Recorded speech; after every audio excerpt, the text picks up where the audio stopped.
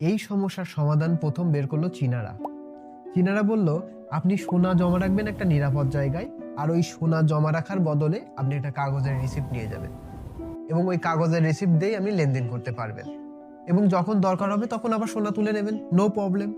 চীনের ট্যাং রাজবংশের রাজারা প্রথম এই সিস্টেম চালু করলো। 17শো শতাব্দীতে ইউরোপেও এই একই সিস্টেম চালু হয়ে যায়, যে ঠিক আছে সোনা জমা রাখুন আর সোনার বদলে আপনি হচ্ছে রিসিপ্ট নিয়ে যান, ওই রিসিপ্ট দিয়ে আপনি লেনদেন করতে পারবেন, কিন্তু একটা শর্ত হলো যে এই রিসিপ্টের পেছনে সোনার গ্যারান্টি থাকবে, আমি যখন ইচ্ছা আমি আমার সোনা তুলে নিয়ে যেতে পারবো।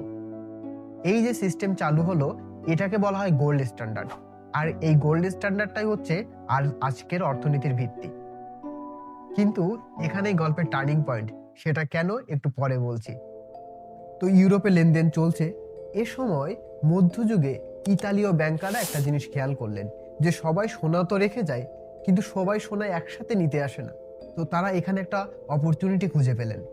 ইতালীয় ব্যাংকাররা চিন্তা করলেন, সবাই যেহেতু একসাথে সোনা নিতে আসে না, তাহলে এই সোনার কিছু অংশ লোন হিসেবে দেওয়া যায়, পরবর্তীতে সুদ সমেত ফেরত নেওয়া যাবে। এবং এর মাধ্যমে শুরু হলো ফ্র্যাকশনাল রিজার্ভ ব্যাংকিং এর ধারণা, মানে আজকের লোন ভিত্তিক ব্যাংকিং সিস্টেম। মানে কি, আপনার 100 টাকার সোনার 90 টাকা ব্যাংক বাজারে লোন দিয়ে দিচ্ছে, এতে করে বাজারে টাকার পরিমাণ বাড়ছে, কিন্তু আসল সোনা কিন্তু ওই 100 টাকারই। আর এটাই আজকের অর্থনীতির ভিত্তি। আর এখান থেকেই টাকার মান কমার খেলার শুরু।